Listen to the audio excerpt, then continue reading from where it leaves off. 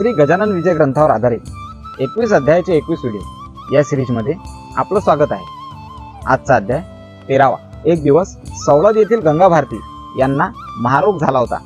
त्या महारोगाला त्रासून त्यांच्या पत्नीने व मुलाने त्यांना घराच्या बाहेर काढून दिले होते। ते सद्गुरू गजानन महाराजांच्या चरणी लीन होण्याकरिता शेगावला आले, परंतु लोक त्यांना महाराजांच्या जवळ जाऊ देत नव्हते। एक दिवस सर्व भक्तांची नजर चुकून ते महाराजांजवळ आले। महाराजांनी आपल्या दोन्ही हाताने त्याच्या तोंडावर चापट मारली व त्याच्या अंगावर थुंकून दिले। महाराज थुंकता क्षणी गंगा भारतीला फार हर्ष झाले। म्हणे, आता या थुंकीच्या जोरावर माझा महारोग दूर होईल।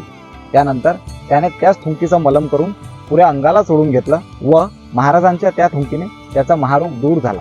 संतांची प्रत्येक कृती हे आपल्या भक्तांच्या उद्धाराकरिता असते, परंतु खरा भक्तच संतांची ती कृती समजू शकतो। त्याच्यासाठी मनात खऱ्या अर्थानं भक्ती असावी लागते। जय गजानन माऊली।